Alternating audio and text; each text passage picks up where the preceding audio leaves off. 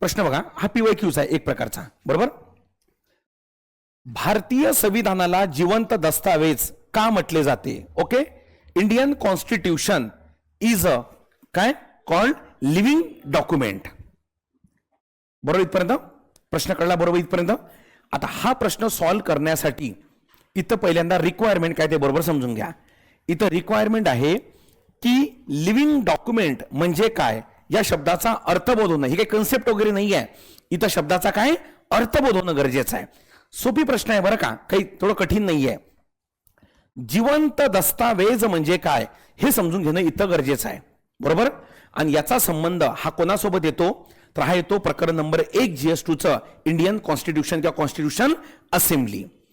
आता भारतीय संविधानाला जिवंत दस्तावेज का म्हटल्या जाते याचं इथं उत्तर जर लिहायचं असेल तर इथं इंट्रोडक्शन देत असताना सर्वात चांगलं इंट्रोडक्शन हे कुठलं असेल तर तुम्ही संविधान सभेमध्ये जे 1949चं शेवटलं भाषण झालं, बरोबर, विश्वरत्न डॉक्टर बाबासाहेब आंबेडकरांचं, त्या भाषणाचं तो संदर्भ कोट करू शकता की भारतीय संविधान हे धार्मिक ग्रंथ नाही आहे की जे बदलत्या काळानुसार बदलणार नाही.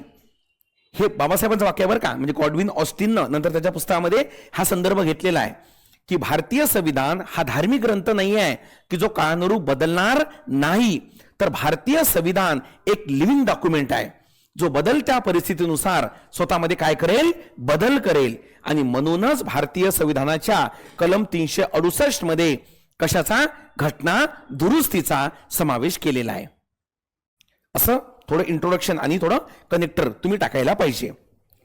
मग आता एक एक संदर्भ द्यायला पाहिजे की बाबा लिव्हिंग डॉक्युमेंट हे कसं काय म्हटलं गेलं, बरोबर. जसं नंबर 1 पहिलं मेन बॉडीमध्ये तुम्ही एक संदर्भ देऊ शकता की आपल्या इथं केंद्र आणि राज्य हे 2 पॉवर होते संविधान जेव्हा लागू झालं. सेंट्रल अँड स्टेट हे 2 पॉवर होते जेव्हा संविधान काय झालं, लागू झालं. पण मला सांगा 1993 मध्ये 73व्या 74व्या घटना दुरुस्तीनं जनभावना लक्षात घेऊन ग्रासरूट लेवलवर इन्स्टिट्यूशन आपण काय केलं, स्थापन केलं, म्हणजे स्थानिक स्वराज्य संस्था. आज सेंटर पॉवर ते सुद्धा एक आहे.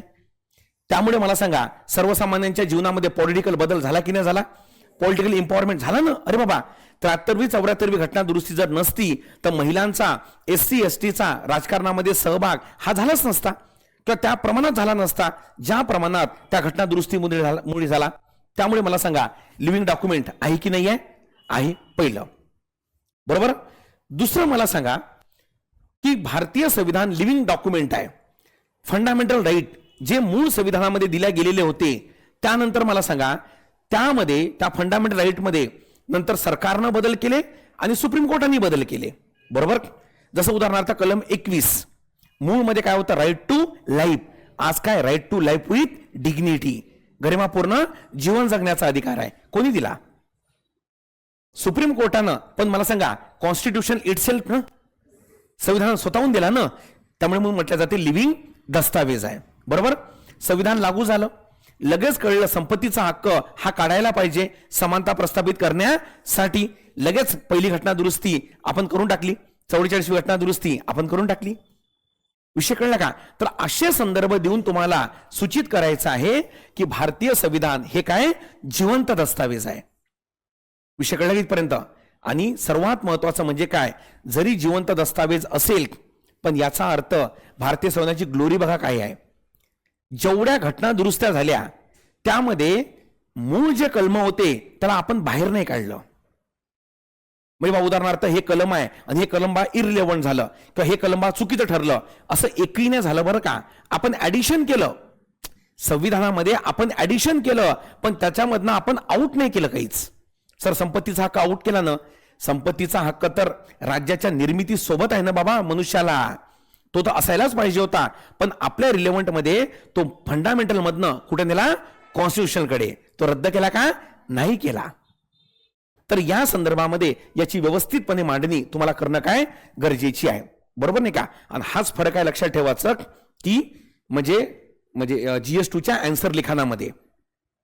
GS2 म्हणजे तुम्ही मूळ काय वाचता, समजा कॉन्स्टिट्यूशन असेंब्लीचा अभ्यास करत आहे तर तुम्ही कसा अभ्यास करता, 389, 299, 93 संस्थानिकांचे बने का 15 महिलांचा समावेश होता. पहिल्या दिवशी एवढे लोक हजर होते.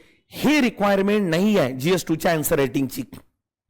GS2च्या आन्सर रायटिंगला प्रश्न विचारला जाते की भारतीय संविधान सभा ही सर्वसमावेशक नव्हती, टीकात्मक परीक्षण करा.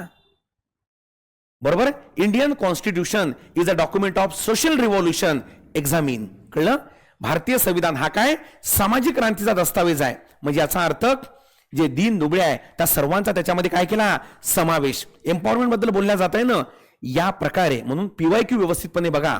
आता काय होईल माहितीये का की तुम्ही जुन्या डॉक्युमेंटवर बरोबर नाही का म्हणजे जुन्या संदर्भावर तुम्ही GS2ची उत्तरं लिखायला सुरुवात कराल. ठीक आहे. पर्यंत ऑनलाईन वाल्यांना सूचना होती ही कंबो बॅच आहे आपली. याची ऑफर एंड होत आहे लवकर.